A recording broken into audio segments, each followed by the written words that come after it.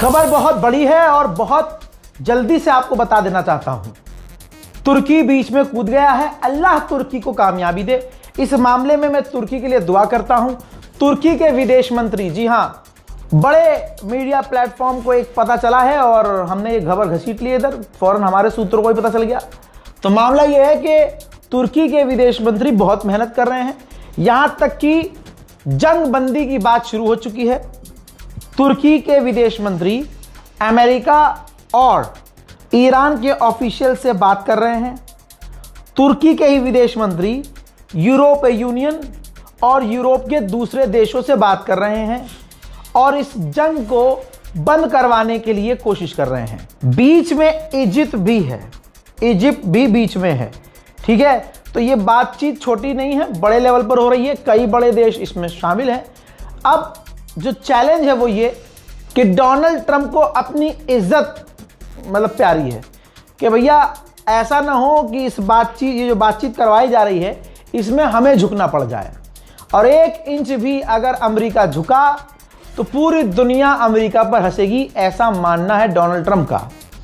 अच्छा, ईरान की इस वक्त जो इमेज है वो ये सोच ये है कि हमने तो अपना सब कुछ खो दिया और ईरान हम इस वक्त सुपर पावर हैं, बिना परमाणु के सुपर पावर हैं, तो हम अमेरिका की बात नहीं मानेंगे, अमेरिका की शर्तें नहीं मानेंगे। अमेरिका ने जो शर्तें रखी हैं, जो मैंने कल वीडियो में बताई थी, वो बिल्कुल ऐसी हैं जैसे पिछले कई साल से इजराइल हमास के सामने शर्त रख रहा था कि मेरी ये शर्त मान लो तो हम बमबारी बंद कर देंगे। यानी शर्तें ऐसी रख रहा था कि हमास ना माने और इजराइल को मौका मिले उस नरसंहार को बढ़ाने का। तो ट्रंप ने भी जो शर्तें रखी हैं वो ऐसी रखी हैं ईरान के सामने कि ईरान वो माने ना, और अगर ईरान मान ले तो लोग कहेंगे इतनी शहादत देने का फ़ायदा क्या। ये चैलेंज है, लेकिन उम्मीद है कि अल्लाह जो है कोई हल निकाले, क्योंकि देखिए जंग से किसी का फ़ायदा नहीं है। जंग का सबसे बड़ा नुकसान ये होता है कि जो देखने वाला होता है उसको ज़रा सा मज़ा आता है और थोड़ी देर बाद उस जंग की धूल गुबार उसके मुंह पे भी नज़र आती है। गैस, तेल, ईंधन, पेट्रोल, महंगाई, सबके लाफड़ हमें भी पड़ रहे हैं। तो कोशिश यही है कि ईरान की जीत हो और ऐसी जीत हो कि ये जंग भी बंद हो जाए और दुनिया में शांति अमन आए। उधर जहां अमेरिका और इजराइल ऐलान कर चुके, बाकायदा नेतन्याहू ने सामने आकर ऐलान किया कि हमने ईरान की मिसाइलों को बेकार कर दिया है, ईरान अब हमला नहीं कर पा रहा है। हजरात, ये बात नेतन्याहू ने 3 दिन पहले कही थी। 3 दिन गुजर चुका है, ईरान धपाधप इजराइल के अंदर मिसाइलें मार रहा है और ईरान की मिसाइलें गिरती हुई नजर भी आ रही हैं। तेल अवीव और दूसरे इलाकों में जो मिसाइलें ईरान की कुछ घंटे पहले गिरी है, मंजर देखिए।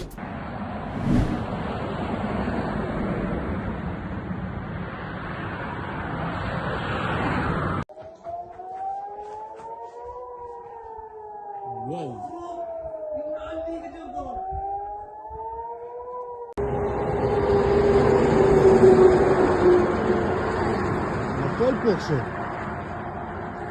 כן? יואו, מה זה? אימא'לה, נפילה? שום!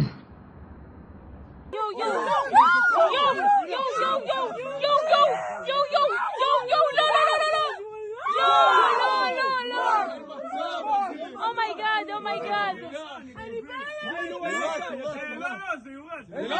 זה לא יורד ממנו. זה נפל אחוז שרמוטה. וואו, זה נפל אחוז שרמוטה. אימא'לה, זה נפל אחוז שרמוטה. זה יורד, אם יש פיצוץ. זה ממש יורד. אוריאן, בוא רגע. זה לא יורד. זה ממש נפילה. मोहतरम हजरात, ये आपने ईरान की मिसाइलों का असर देखा। अब इसके बाद जब ईरान की मिसाइलें गिर गईं, फट गईं और उसके बाद इजराइल में जो तबाही मची है, जिसे इजराइल छुपा रहा है, मुलाजा फरमाइए। גנן, אין שם בתים, יש שם בניינים. אבל גנן ננסה להשיג טלפון מודיע.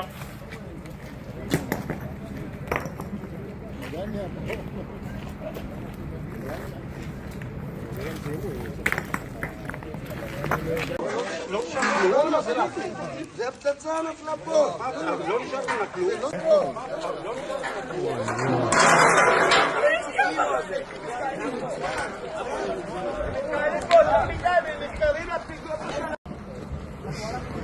מרכז ירקון 407, גם אנחנו ממשיכים יותר צרוד עליון. שלי, אתכם אני אבטל. 407 מ-40. راس حرب هذا النزل.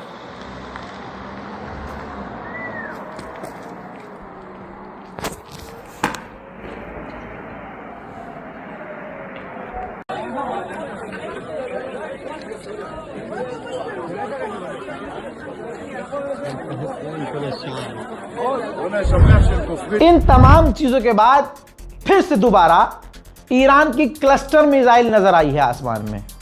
अब क्लस्टर मिसाइलों को इजराइल आधिकारिक तौर पर ऐलान करके बता चुका है कि हम तो रोक ही नहीं रहे थे। बहाना यह दिया कि ये हल्की मिसाइलें होती हैं, इसके वॉरहेड बहुत सारे होते हैं, नुकसान कम करती हैं। हालांकि नुकसान इसी मिसाइल ने कितना किया है वो आप जानते हैं। दिक्कत यह है कि क्लस्टर मिसाइल को इजराइल का कोई डिफेंस सिस्टम नहीं रोक पा रहा है, तो इजराइल ने सोचा फिर हम अपनी मिसाइलें क्यों खराब करें, तो वो गिरने दे रहा है और लोगों को सजेस्ट कर दिया कि भैया बचने का तरीका यह है कि तुम बंकर में रहो। उधर यह कह देना बिल्कुल गलत होगा कि तेहरान बिल्कुल सेफ है। तेहरान में इस पूरी 20 दिन में अब सबसे बड़ी बमबारी हो रही है। इजराइल पूरे तेहरान को धुआं धुआं कर रहा है और ऐसी बमबारी अभी तक इस पूरी जंग में तेहरान पर नहीं हुई थी। अब आप ईरान में जो बमबारी अमेरिका और इजराइल दोनों मिलकर कर रहे हैं, देख लीजिए तेहरान।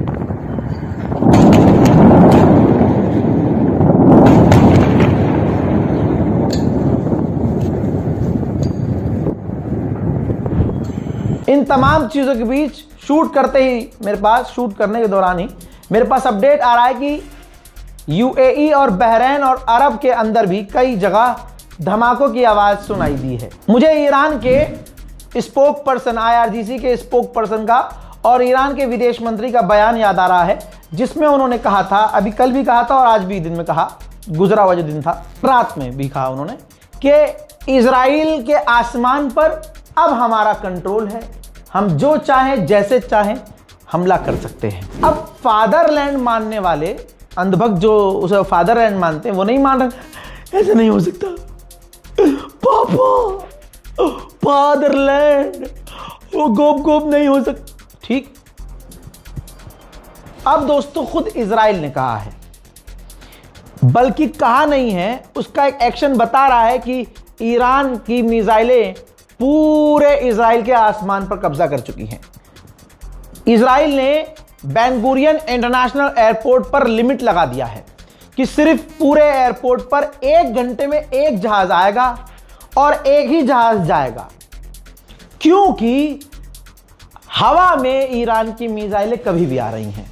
ये मैं नहीं कह रहा हूं, ये इजराइल ने सफाई दी है कि हमने इसलिए लिमिटेड कर दिए हैं फ्लाइट्स, क्योंकि आसमान में मिसाइलें बहुत हैं। हजरात, इसी बीच कताइब हिजबुल्लाह को बड़ी जीत मिली है। कताइब हिजबुल्लाह इराक का वो संगठन है जो ऑब्वियसली हिजबुल्लाह और ईरान से जुड़ा हुआ है। अपडेट ये आई है जिस पर हमें ये जानकारी पहले नहीं मिली थी, अब मिली है तो बता रहा हूं। जब शुरुआत में इस जंग शुरू हुई और इराक के लड़ाके संगठनों ने अमेरिका और विदेशी सैनिकों पर हमले शुरू किए, खासकर नेटो और अमेरिका के फौज पर जो इराक में है, तो नेटो ने मांग की कताइब हिजबुल्लाह से कि आप सीज फायर कर लीजिए 4-5 दिन के लिए, ताकि हम अपनी फौज निकाल सकें। तो उसके बाद आपने देखा कि नेटो की फौज पूरी तरह से इजराइल से बाहर निकल गई और अभी भी बचे कुछ कुछ सैनिक निकल रहे हैं। ये चीज देखते हुए कताइब हिजबुल्लाह ने 4 से 5 दिन का सीज फायर और बढ़ा दिया है, क्योंकि अभी भी नेटो की फौज इराक से निकल रही है। कताइब हिजबुल्लाह यही चाहता था कि भाई इराक के अंदर से नेटो और अमेरिका की फौज निकल जाए। तो देखिए, नेटो की फौज तो निकल रही है, सिर्फ अमेरिका की फौज बची है, जिस पर दूसरे संगठन और खुद ईरान लगातार हमले कर ही रहे हैं। मेरे दोस्तों, अमेरिका की चालाकी बता रहा हूं। अमेरिका ईरान के कोस्ट पर हमले कर रहा है, ईरान के समुद्री बॉर्डर पर हमले कर रहा है, ताकि ईरान की बोट्स और ईरान की नेवी वहां से आकर स्ट्रेट ऑफ हॉर्मुज में अटैक न कर सके।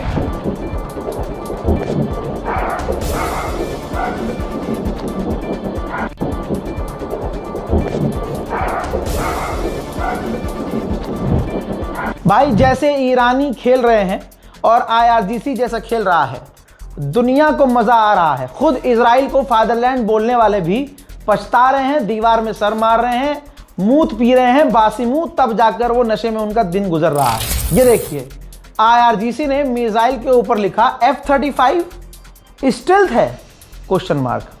मजा देखिए कैसे चिढ़ा रहे हैं अमेरिका को कि F-35 स्टेल्थ है। हाँ, शायद स्टेल्थ F-35 नहीं, स्टेल्थ मैं हूं, यानी मिसाइल ईरान की स्टेल्थ है और अमेरिका का टॉप फाइटर जेट जो 35 से 30 साल में अमेरिका ने बनाया था और कहा था ये स्टेल्थ है, नजर नहीं आता। ईरान ने ठू कर दिया और अब मजे ले रहा है कि तुम स्टेल्थ हो या हम स्टेल्थ हैं। दोस्तों, आप सोचिए, ईरान के लोगों को हराया जा सकता है, ईरानी खून को हराया नहीं जा सकता। असल में मसला यह है कि ईरान के लोग गोबर नहीं चाटते चमनप्राश की तरह, गाय को वो अपना अम्मा या अब्बा बताकर उसका पेशाब नहीं पीते, इसलिए उनके जिस्म में ना खून दौड़ रहा होता है। और जो पक्के खून वाले होते हैं ना, वो होते ही ऐसे हैं कि सर कटवा लेते हैं, झुकाते नहीं हैं। ये देखिए, ईरान में जो स्टोर्स हैं, जो दुकानें हैं, ज़्यादातर अपने हाथ से लिखा है उन्होंने कि पैसा नहीं है आपके पास, कोई बात नहीं है, आपको स्टोर से जो चाहिए ले जाइए, आके पैसा जंग के बाद दे दीजिएगा। बताइए, दूसरे देशों में और ख़ास किसी एक देश में ऐसा होता है कि अगर ज़रा सा तनाव हो जाए तो आदमी एक दूसरे का गला पकड़ लेता है, सोचता है 2 रुपए की चीज़ में 4 रुपए की बेचूं इसे और एडवांस पैसा लूं। वहाँ पर बोर्ड लगा दिया लोगों ने, भैया कि पैसे नहीं चाहिए, बाद में दे जाना, आप सामान ले जाओ जो आपको चाहिए। जज्बा। ईरान ने जो जो कहा वो हो रहा है। क्रूड ऑयल के प्राइस 114 प्रति बैरल पहुंच चुका है।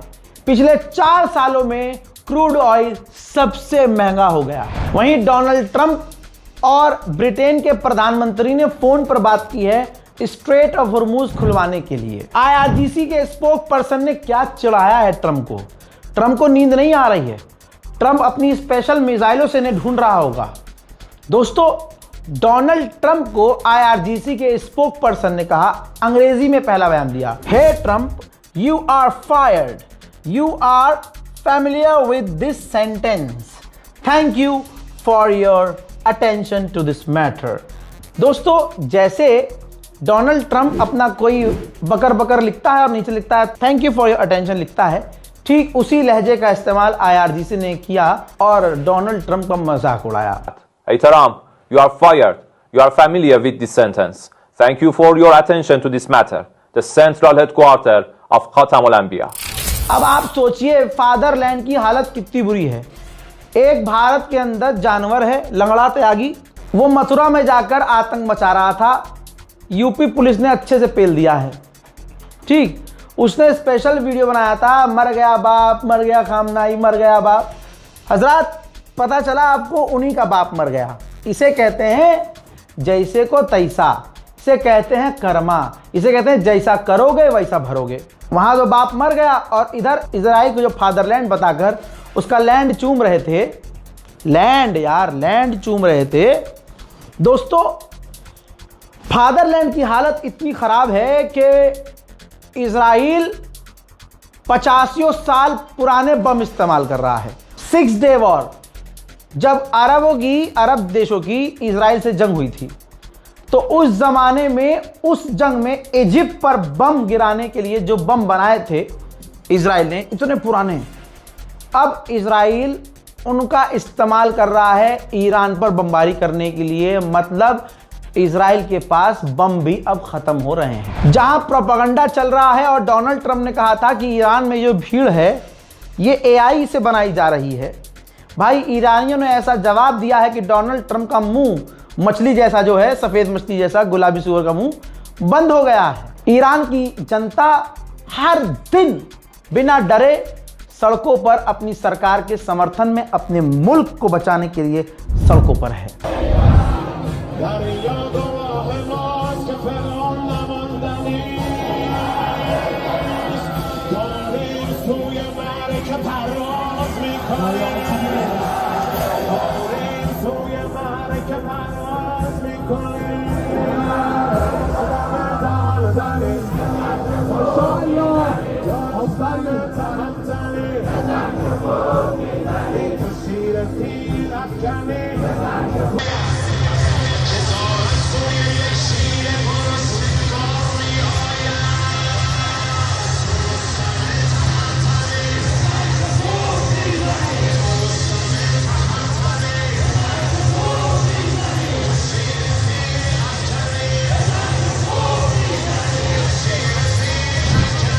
तीन साल से जो फिलिस्तीनी हंस ना पाए, 3 साल से जो गाजा के बच्चे सिर्फ खून देख रहे हैं, अपनों को खो रहे हैं, उनके चेहरे पर भी मुस्कान देने वाला यही ईरान है।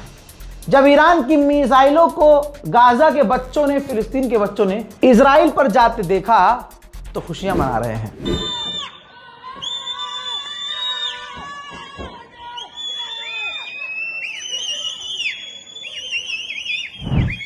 क्यूबा को डोनाल्ड ट्रंप कई बार धमका चुका है, तो क्यूबा की गवर्नमेंट ने कहा है कि हमारी सरकार और हमारी फौज, ये रही वीडियो, ऐलान किया है पूरी सरकारी तैयारी से कि हमारी फौज अमेरिकी हमले की, अग्रेशन की तैयारी कर रही है। मोहतरम हजरात, बहुत सारे लोग का मेरे पास वीडियो मैसेज आया है, उनका एक्सपीरियंस कैसा है हमारी वीडियो देखकर।